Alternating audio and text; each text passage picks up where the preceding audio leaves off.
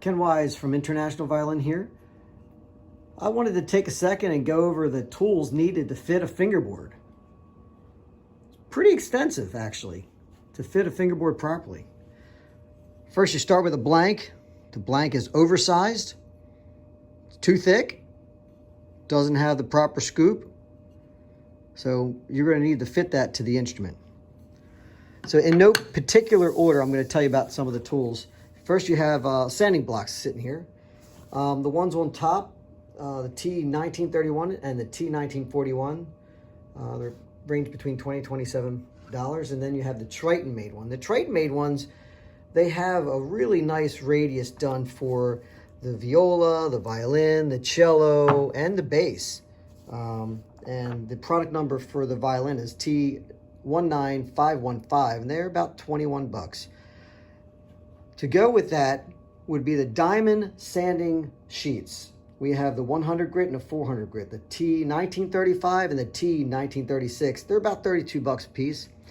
And then you have peel-off sandpaper here that can go onto any of those sanding blocks there, and they're about $1.50. And you can see you have a variety of grits here, 150, 220, 320, and 400. And you can see the product number there. Of course, you need something to hold the fingerboard. So, of course, the fingerboard cradles, T7245, that's $42. And, of course, they have one flat side, one round side, depending on which side you are working on. You know, a fingerboard scoop is very important. So we have two varieties of scoop templates. We have one made out of aluminum and one made out of acrylic. So the acrylic jobbies here, you're going to save some money. They range from $14, $16, and $24, depending if it's violin, viola, or cello. And the product number is T7245, 7241, and 7251. And then you have the aluminum ones. That's T724, T725, T726, and we even have a bass one here. And that's T727. And they're really nice to have. Of course, with finger planes, you need the flat sole finger planes. So we have some block planes here. Different angles here. You have a 12 degree here. We have a 20 degree to offer. This is a cello bass fingerboard plane. And then you have a custom plane here that has a concaved surface on the sole. Then you have a little push ball that screws into the back of it. That's sold separate. So also, of course, don't forget your flat bottom ibex finger planes. This little guy here is T193, and that's 85 bucks. But it's a very, custom tool. It's pretty neat. When you're doing fingerboards, scrapers.